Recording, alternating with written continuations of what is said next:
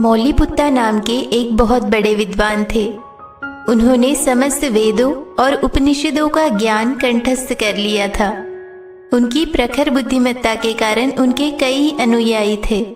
उनके साथ मौलीपुत्ता पूरे देश भर में भ्रमण कर रहे थे और देश के सभी विद्वानों से चर्चा कर उनको वाद विवाद में हरा देते थे। उन्होंने देश के लगभग सभी विद्वानों को पराजित किया था। जैसे एक राजा दूसरे राज्य पर आक्रमण करके उस राज्य को परास्त करते हैं, वैसे ही मौलीपुत्ता अपनी बुद्धि से दूसरे विद्वानों के साथ एक प्रकार से युद्ध ही कर रहे थे। उनकी विद्वत्ता के चर्चे पूरे देश भर में फैल रहे थे। पर जब ज्ञान आता है तो उसके पीछे पीछे अहंकार भी आ जाता है और उस वक्त अगर हम जागरूक न हुए तो वो हम पर हावी हो जाता है।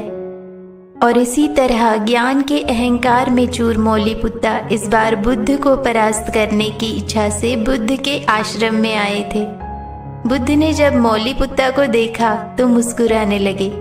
मौलीपुत्ता के कुछ समझ में नहीं आया। उन्होंने बुद्ध से पूछा कि आपकी इस हंसी का क्या अर्थ है। बुद्ध कहते हैं कि आपको देखकर मुझे एक व्यक्ति की याद आई। एक बार मैं वर्षा ऋतु में एक गांव में रुका था।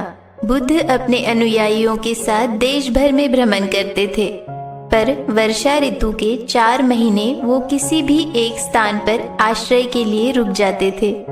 बुद्ध कहते हैं, एक बार वर्षा ऋतु में मैं एक गांव में रुका हुआ था। वहां पर नदी किनारे मैं हर रोज एक व्यक्ति को देखता था। वो व्यक्ति वहां पर घास खा रही सभी गाय, भैंस और बैलों की गिनती करता था। मेरे मन में उत्सुकता जगी कि क्यों ये इन गाय, भैंस और बैलों की गिनती करता रहता है। तो मैंने एक बार उस व्यक्ति से पूछा कि भाई, तुम दिन भर ये क्यों गिनती करते हो? क्या ये गाय और भैंस तुम्हारी है? वो व्यक्ति बोला, नहीं, ये गाय भैंस तो गांव के लोगों की है। बुद्ध ने पूछा कि तुम्हारे पास कितनी गाय भैंस है? वो व्यक्ति बोला कि ये प्रश्न आज तक मुझे किसी ने नहीं पूछा। मैं एक गरीब इंसान हूँ और मेरे पास इतने पैसे नहीं हैं कि उससे मैं गाय और भैंस खरीद सकूं। बुद्ध कहते हैं कि तुम क्यों दूसरों की गाय और भैंस गिनने में अपना समय व्यर्थ करते हो? इससे अच्छा होगा कि उस समय में तुम काम करके खुद की गाय और भैंस खरीद लो। बुद्ध कहते हैं, मौलीपुत्ता को देखकर मुझे उस गिनती करने वाले की याद आई। मौलीपुत्ता बोले, उस व्यक्ति के साथ मेरा क्या संबंध? क्या तुम पागल हो गए हो जो मुझे देख के तुम्हें उस व्यक्ति की याद आ रही है? बुद्ध कहते हैं कि जैसे वो आदमी दूसरों की गाय और भैंस गिनने में अपना समय व्यर्थ कर रहा था, बिल्कुल वैसे ही आप वेद और उपनिषदों में दिए गए उपदेशों को बार बार दोहरा रहे हो। इनमें दी गई बातों का क्या आपने कभी खुद अनुभव किया है? मौलीपुत्ता एकदम से शांत और स्तब्ध हो गए। ये प्रश्न इससे पहले उन्हें किसी ने नहीं पूछा था। इससे पहले वो जितने भी विद्वानों से मिले थे, वो मौलीपुत्ता की तरह वेद और उपनिषदों को केवल रटने वालों में से थे। पर बुद्ध का ज्ञान अनुभव के स्तर पर आधारित था।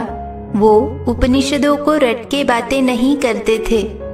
बुद्ध ने मौलीपुत्ता के आंखों में देखा और उनसे पूछा कि प्रामाणिकता से बताइए कि जो ज्ञान आप बता रहे हो, क्या उसका आपने खुद कभी अनुभव किया है? क्या आपने भगवान के होने का कभी अनुभव किया?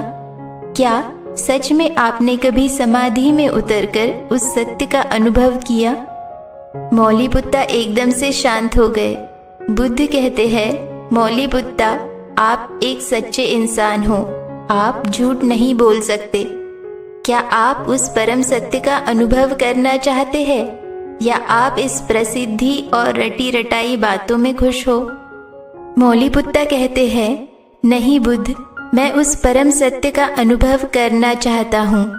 मैंने वेदों और उपनिषदों का ज्ञान कंठस्थ कर लिया, पर उसमें जिस सत्य का वर्णन किया गया है, उस परम सत्य का अनुभव मैंने कभी नहीं किया।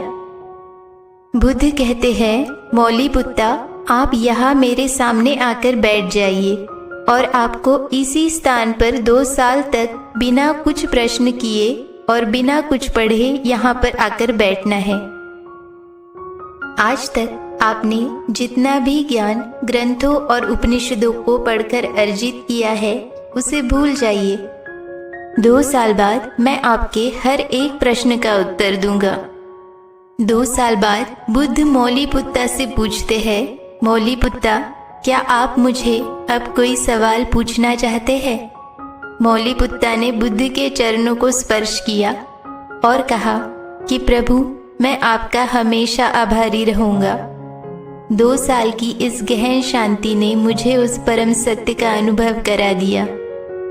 आपने मुझसे युद्ध किए बिना ही मुझे हरा दिया। समझ का उदय शांति से होता है। शांत होकर ही हम खुद के भीतर गहरे उतर सकते हैं।